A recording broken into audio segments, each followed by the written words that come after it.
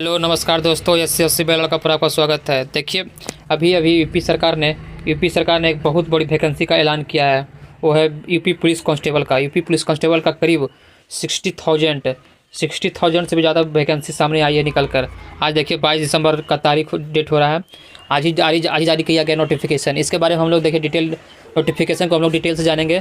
इसके पहले अगर आप हमारे चैनल को लाइक और सब्सक्राइब नहीं किए तो कृपया करके इसे आप जरूर से ज़रूर सब्सक्राइब कर लें। यहाँ आपको SSC या फिर स्टेट एग्जाम के रिलेटेड हर एक जानकारी आपको बिल्कुल सटीक और सही जानकारी दिया जाएगा। तो देखिए वीडियो को शुरू करते हैं। देखिए ये है उत्तर प्रदेश पुलिस भर्ती एवं प्रोन्नति बोर्ड का ऑफिशियल वेबसाइट। इसमें देखिए आया है नोटिफिकेशन। देखिए यहाँ पर नोटिफिकेशन जारी किया गया है। देखिए आएगा अभी थोड़ी देर में। इसमें देखिए लिखा गया है, देखिए लेटेस्ट नोटिस, पुलिस में आरक्षी नागरिक पुलिस के पदों पर सीधी भर्ती 2023। इस पर क्लिक करेंगे तो यहाँ पर नोटिफिकेशन डाउनलोड हो जाएगा। देखिए हमने नोटिफिकेशन डाउनलोड किए हुए, तो इसको देखिए डायरेक्ट नोटिफिकेशन पर हम लोग जाते हैं। देखिए नोटिफिकेशन, ये रहा नोटिफिकेशन। यहाँ देखिए लिखा गया उत्तर प्रदेश पुलिस भर्ती एवं प्रोन्नति बोर्ड। फिर देखिए देखिए नोटिफिकेशन में क्या लिखा गया है। पुलिस में आरक्षी नागरिक पुलिस के पदों पर सीधी भर्ती 2023। उत्तर प्रदेश पुलिस में पुरुषों एवं महिलाओं के आरक्षी नागरिक पुलिस के पदों पर पे बैंड 5200 से लेकर 20,200 ग्रेड पे 2000 नए वेतनमान में वेतन मैट्रिक्स रूप 21,700 के अंतर्गत निम्नलिखित रिक्त पदों के लिए भरने के लिए ऑनलाइन आवेदन पत्र आमंत्रित किए जा रहे हैं।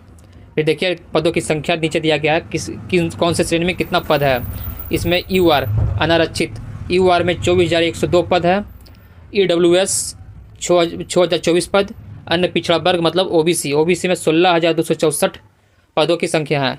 और अनुसूचित जाति मतलब SC के लिए 12,650 पद और अनुसूचित जनजाति के लिए 1,204 पद।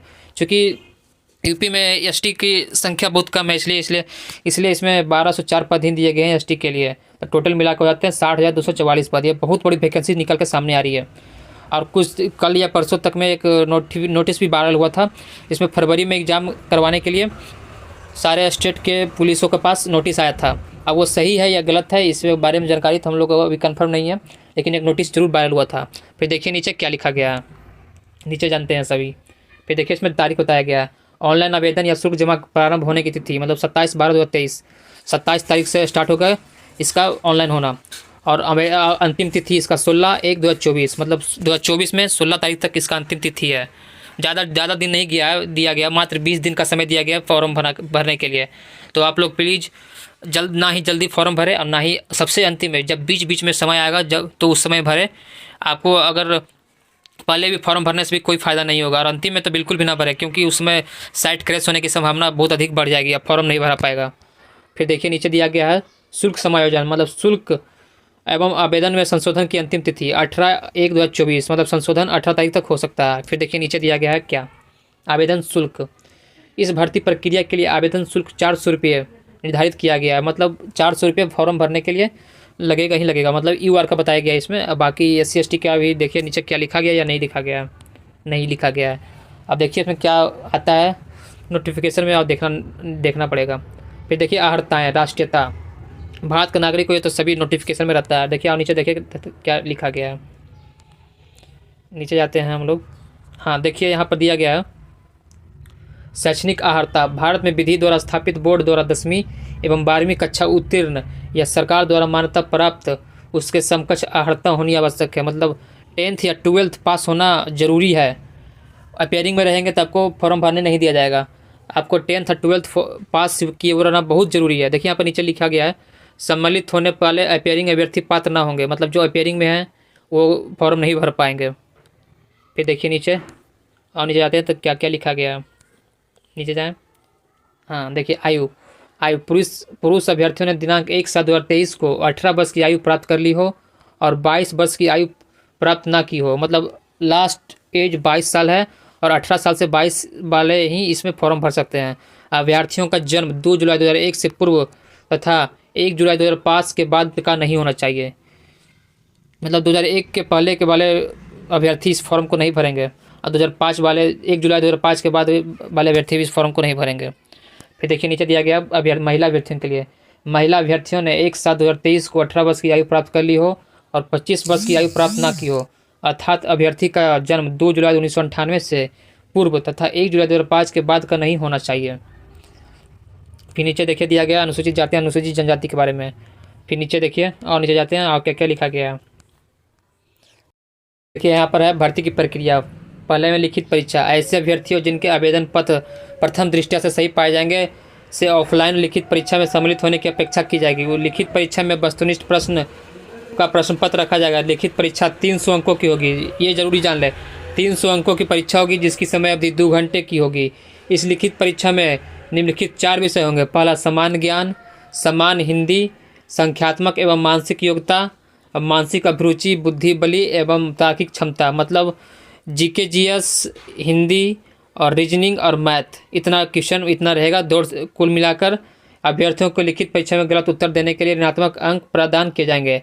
और इस लिखित परीक्षा में कुल 150 प्रश्न होंगे जिनमें प्रत्येक सही उत्तर के लिए 2 अंक निर्धारित है।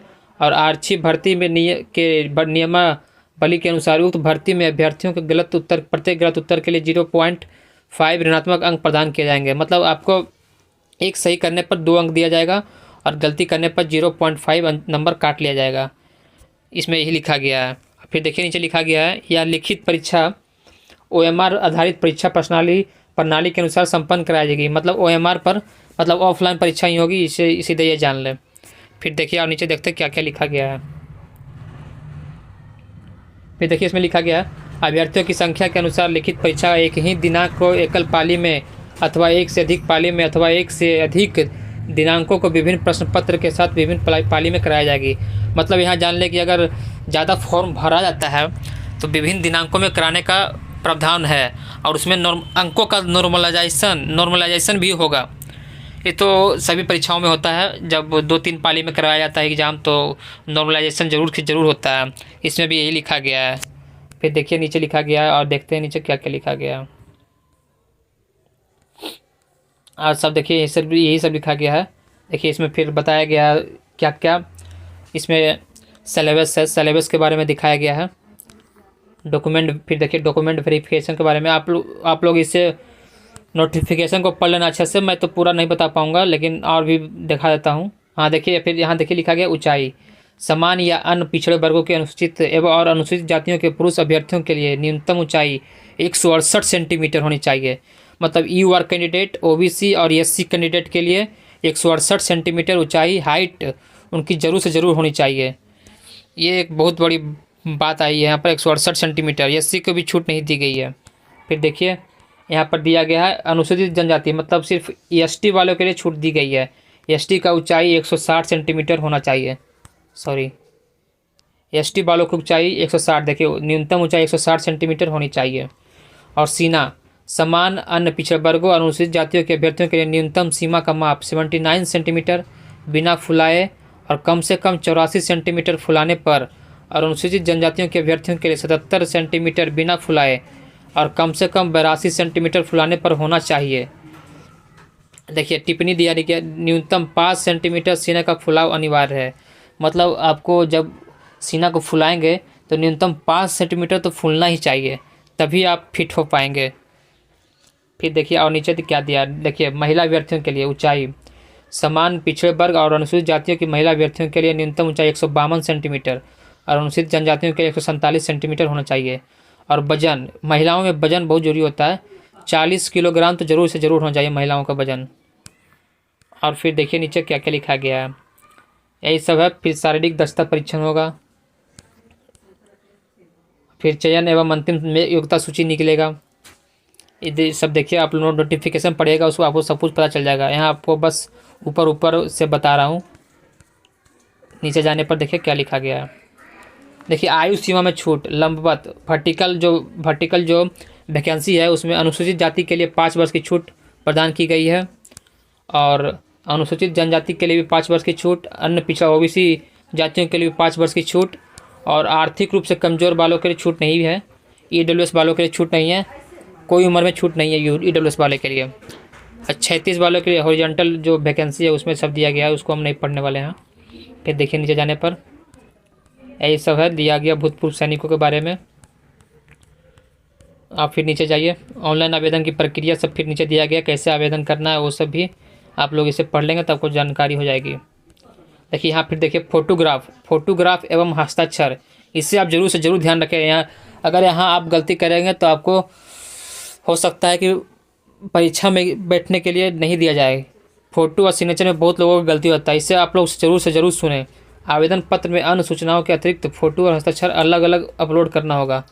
अभ्यर्थी अपनी रंगीन फ़ोटो आवेदन में उल्लेखित निर्धारित आकार न्यूनतम 20 KB तथा अधिकतम 50 KB का होना चाहिए और हस्ताक्षर 5 KB से अधिकतम 20 KB तक होना चाहिए। फिर देखिए नीचे देखिए क्या लिखा है। यह भी ध्यान रखें कि रंगीन फ़ोटो नवीनतम होनी चाहिए, मतलब करीब 5 या 6 महीने की पहले फ़ोटो खिंचाया होना चाहिए। रंगीन फ़ोटो का आकार 35 mm और 45 mm का होना चाहिए, जिसमें फ़ोटो का लगभग 70% भाग चेहरे से आच्छादित हो। मतलब जितना फ़ोटो आप डालेंगे उसमें 70% भाग आपका चेहरा दिखाई देना चाहिए। सेवारत अभ्यर्थियों की फ़ोटो में कोई वर्दीधारी नहीं होना चाहिए, मतलब कि सीधे फॉर्मल ड्रेस में आपका फ़ोटो रहना चाहिए। फिर देखिए फोटोग्राफ की अनुरूप मानक, इसका मतलब फ़ोटो का क्या क्या मानक होना चाहिए। चेहरे की छवि स्पष्ट रूप से दिखाई देना चाहिए। चेहरे पर अत्यधिक चमक या छाया नहीं होना चाहिए। नामांकन के लिए फ़ोटो 6 महीने के भीतर लिया गया हो। थर्ड में सफ़ेद या हल्के ग्रे रंग की सादी पृष्ठभूमि आवश्यक है। इससे ज़रूर आप में ध्यान रखें, सफ़ेद रहना चाहिए या हल्का ग्रे रंग की सफ़ेद पृष्ठभूमि, मतलब पीछे जो बैकग्राउंड रहता है वो सफ़ेद रहे या ग्रे रंग की सादी पृष्ठभूमि आवश्यक है। फिर देखिए ठुड्डी से शिखर तक साफ दिखता हो। तटस्थ अभिव्यक्ति, मुंह बंद और आँखें खुली होनी चाहिए। चेहरे के दोनों किनारों पर दोनों कान साफ दिखाई देते हुए दिखने चाहिए, मतलब दोनों कान भी आपको दिखाई देना चाहिए। कैमरे पर सीधी नज़र हो। चश्मा पहनने की स्थिति में आँख साफ दिखनी चाहिए और ग्लास रंगीन नहीं होना चाहिए। फ़ोटो में टोपी, मफलर आदि धारण नहीं करना चाहिए। यही सब दिया गया। इसको आप जरूर से ज़रूर पढ़ के ही फ़ोटो खिंचाएँ या फिर अपलोड करें फ़ोटो, नहीं तो फिर आपका फॉर्म कैंसिल भी हो सकता है। और फिर देखिए सब आवेदन प्रक्रिया के महत्वपूर्ण बिंदु दी गई है। फिर हम लोग सीधे डायरेक्ट नीचे जाते हैं, उसमें बताया गया है। देखिए फिर यहाँ पर दिया गया पाठ्यक्रम, मतलब सिलेबस, समान ज्ञान का जो इतना सिलेबस है, आप लोग नोटिफिकेशन को पढ़ लें, उसमें आपको सारे सिलेबस मिल जाएगा। समान हिंदी का सिलेबस, मानसिक योग्यता का सिलेबस, मैथ का सिलेबस, सब आपको यहाँ पर मिल जाएगा। फिर देखिए रीजनिंग का सिलेबस, आप लोग इसे ज़रूर से ज़रूर पढ़ लें। फिर देखिए नीचे जाने पर देखिए ये उत्तर प्रदेश के अनुसूचित जाति अनुसूचित जनजाति के लिए जाति प्रमाण पत्र प्रारूप 1, इस पर ही आपको जाति या अनुसूचित जनजाति बनवाना पड़ेगा। देखिए यहाँ पर प्रारूप दिया गया है SC ST वालों के लिए, और फिर यहाँ पर है OBC वालों के लिए।